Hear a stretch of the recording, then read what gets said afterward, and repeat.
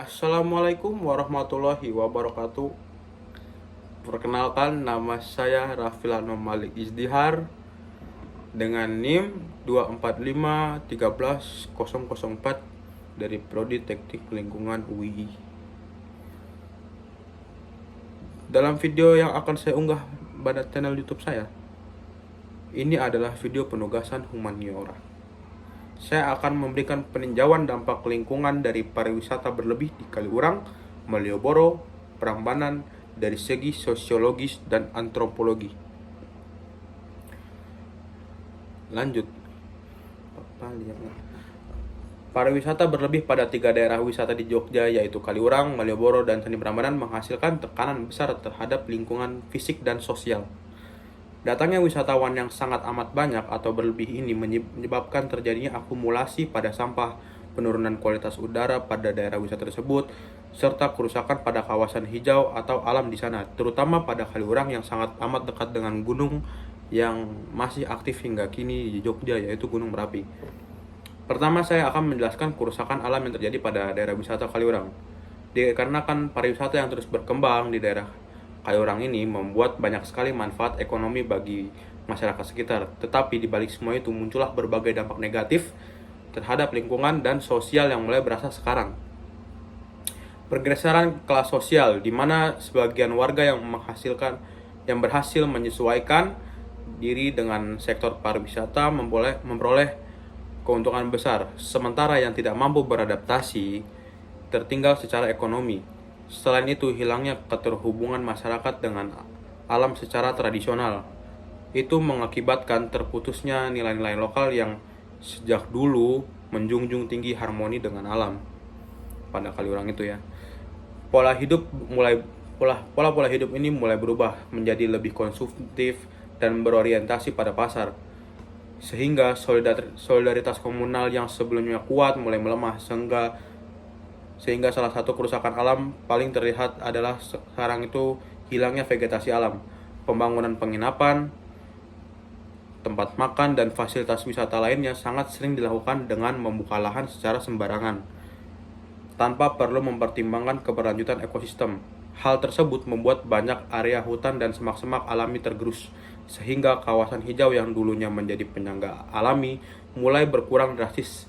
Selain itu, aktivitas wisata yang padat, terutama yang melibatkan kendaraan off-road seperti jeep lavatur, memperparah kondisi tanah. Tanah menjadi lebih mudah terkikis karena sering dilalui kendaraan berat dan wisatawan berjalan di luar jalur, menyebabkan erosi yang cukup parah pada beberapa titik. Dalam jangka panjang, kondisi ini dapat meningkatkan risiko longsor, terutama pada saat musim hujan, seperti sekarang ini sedang musim hujan. Masalah lain yang tidak kalah serius adalah pencemaran lingkungan akibat kurangnya pengelolaan sampah. Banyak wisatawan yang membuang sampah sembarangan, mulai dari plastik, sisa makanan, hingga botol minuman, yang akhirnya mencemari aliran sungai dan sumber mata air. Akibatnya, kualitas air bersih menurun dan berpotensi berdampak pada kesehatan warga sekitar yang menggantungkan hidup mereka dari sumber air tersebut. Tak hanya itu, meningkatnya jumlah wisatawan juga membawa gangguan terhadap satwa liar yang hidup di sekitar Kaliurang, dan juga sosial, maksudnya manusia yang ada di sana. Kebisingan, cahaya buatan, dan interaksi manusia yang berlebih terlalu dekat dengan warga ataupun alam membuat beberapa warga ataupun yang alam ini, beberapa spesies kehilangan habitatnya, berpindah atau bahkan mengalami penurunan populasi. Hal ini menunjukkan bahwa ekosistem di Kaliurang mulai kehilangan keseimbangan alamiah. Selain pada kerusakan fisik dan biologis, tekanan dari jumlah pengunjung yang melebihi kapasitas juga menimbulkan kelelahan lingkungan. Jalur trekking, jembatan kecil, dan fasilitas alam lainnya cepat rusak karena digunakan melebihi batas daya dukungnya. Bahkan kebutuhan air bersih yang tinggi dari banyaknya penginapan dan tempat makan membuat konsumsi air meningkat tajam, yang jika dibiarkan bisa menyebabkan penurunan permukaan air tanah dan potensi krisis di masa depan. Semua ini menunjukkan bahwa kerusakan alam di Kaliurang bukan hanya persoalan lokal, tapi bisa berdampak jangka panjang jika tidak segera ditangani. Lanjut, yang kedua, saya akan menjelaskan kerusakan yang terjadi pada tempat kedua, yaitu Malioboro. Malioboro merupakan ikon wisata utama di Yogyakarta yang setiap harinya dipadati ribuan pengunjung. baik dari dalam negeri maupun luar negeri. Namun di balik kencangnya ekonomi yang tumbuh di sektor wisata, Malioboro juga menghadapi berbagai permasalahan lingkungan dan sosial. Akibatnya, tekanan yang terus meningkat dari aktivitas wisata, tekanan pariwisata berlebih menciptakan konflik sosial yang lebih kompleks. Sebagai pusat perdagangan dan interaksi budaya, Malioboro ini mengalami tekanan dari kepadatan pengunjung, peningkatan populasi, dan komersialisasi ruang publik. Dari perspektif sosiologi perkotaan, fenomena ini menyebabkan terpinggirkannya masyarakat lokal atau tersingkirnya, terutama pada pedagang kecil dan komunitas seni jalanan, oleh kekuatan modal besar seperti pemilik toko-toko modern atau usaha waralaba yang kini mulai masuk ke kawasan tersebut. Identitas budaya Malioboro yang dulu dikental dengan nilai-nilai lokal dan interaksi organik kini tergeser oleh logika pasar dan turisme massa. Ruang publik yang dahulunya menjadi ruang bersama kini berubah menjadi ruang transaksional yang mengurangi ruang interaksi sosial yang inklusif. Salah satu dampak kerusakan alam paling terlihat adalah tingginya tingkat pencemaran udara. Kepadatan kendaraan, terutama motor dan mobil pribadi yang parkir atau berlalu lalang di sekitar Malioboro menyebabkan kualitas udara yang memburuk akibat emisi karbon yang terus meningkat. Walaupun kawasan ini telah mengalami revitalisasi dan sebagian area sudah dibuat sebagai zona semi pedestrian, volume kendaraan di sekitarnya tetap tinggi dan berdampak pada polusi udara, dapat merusak kesehatan masyarakat dan lingkungan jangka panjang. Selain polusi udara, pencemaran suara juga menjadi salah satu masalah yang serius. Aktivitas perdagangan yang padat, suara klakson kendaraan, pedagang kaki lima yang berseru, hingga hiburan jalanan yang kadang tidak terkendali menyebabkan tingkat kebisingan di kawasan ini sangat tinggi. Kebisingan terus-menerus tidak hanya mengganggu kenyamanan wisatawan, tetapi juga memberikan tekanan psikologis bagi warga lokal dan pekerja di sekitar kawasan Malioboro. Ditambah lagi, kebersihan lingkungan yang belum ideal memperparah dampak ekologis di kawasan ini. Sampah plastik, sisa makanan, dan limbah non-organik lainnya sering terlihat berserakan, terutama di malam hari setelah kawasan penuh oleh wisatawan dan pedagang. Meski petugas kebersihan bekerja keras setiap hari, volume sampah yang dihasilkan dari aktivitas pariwisata tetap melebihi kapasitas penanganan yang tersedia. Lanjut, yang terakhir saya akan menjelaskan pada Candi Prambanan.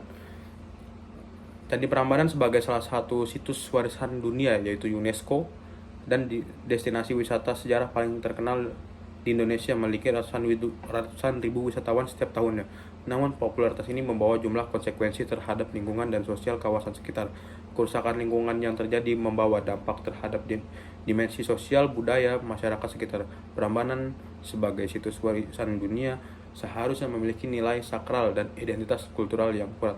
Namun, komersialisasi berlebihan dan padatnya wisatawan membuat kawasan ini mengalami desakralisasi simbolik. Secara tradisional atau kegiatan spiritual masyarakat yang dahulu dilangsungkan secara khidmat kini kerap terganggu atau bahkan dibatasi demi kepentingan wisata. Fenomena ini menunjukkan terjadinya disrupsi budaya, di mana warisan leluhur tereduksi menjadi sekedar tontonan atau objek ekonomi. Selain itu, muncul pula ketimpangan sosial antara pihak pengelola besar dengan warga lokal seperti yang terjadi di Malioboro tadi ya. Rasa ketidakadilan struktural yang jika dibiarkan berpotensi memicu ketegangan sosial. Salah satu dampak yang paling mencolok adalah degradasi lahan dan kerusakan vegetasi alami di sekitar kawasan candi. Banyaknya pembangunan fasilitas penunjang seperti tempat parkir, pusat oleh-oleh, kafe, dan jalur pejalan kaki mengurangi area tutupan hijau yang sebelumnya berfungsi sebagai penyeimbang ekosistem mikro di kawasan tersebut. Ruang terbuka alami yang dahulunya menjadi habitat serangga, burung, dan tumbuhan lokal kini menjadi tergantikan oleh struktur beton dan aspal. Selain itu, aktivitas wisatawan terhadap struktur dan candi itu sendiri juga menjadi perhatian serius, meskipun area inti candi sudah dibatasi agar tidak semua orang bisa menyentuh langsung batu-batu purbakala. Namun getaran dari ribuan langkah kaki serta Penggunaan alat elektronik seperti kamera dan drone secara berlebihan memberikan tekanan fisik maupun kimia pada struktur batuan candi. Partikel debu, polusi udara dari kendaraan, dan uap air dari pernapasan manusia adalah dalam jumlah besar bisa mempercepat pelapukan batu candi yang sudah berusia ratusan tahun. Bahkan perubahan iklim mikro akibat keramaian berlebih dapat mempercepat proses erosi atau timbulnya lumut dan jamur di permukaan batu. Masalah sampah dan pencemaran lingkungan juga kerap terjadi terutama di musim liburan. Sering ditemukan sampah plastik, botol minuman, dan sisa makanan berserakan di area taman dan sekitar kompleks candi. Meskipun sudah tersedia banyak tempat sampah, volume sampah harian yang sangat tinggi ini membuat pengelolaan kebersihan menjadi tantangan tersendiri bagi pengelola situs. Jika tidak ditangani dengan baik, limbah ini dapat meresap ke tanah dan mencemari sumber air di bawahnya, mengganggu ekosistem yang ada di sekitar candi. Tidak hanya itu, konsumsi air bersih dan energi dari hotel-hotel dan restoran di sekitar kawasan wisata juga menambah tekanan terhadap sumber daya alam lokal.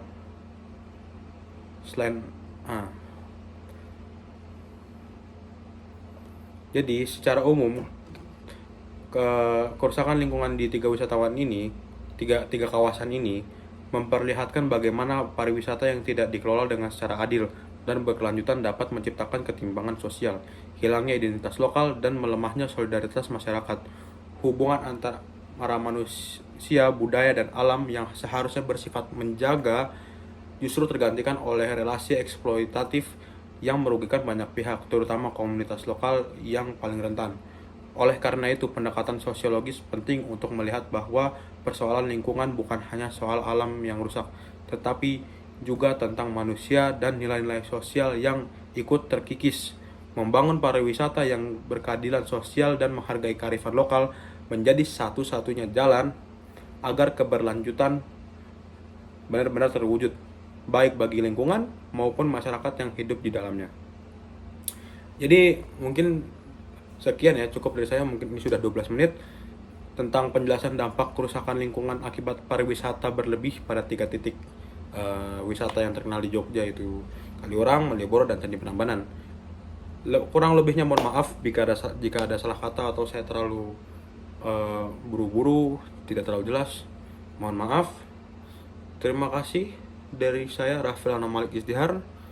Assalamualaikum warahmatullahi wabarakatuh.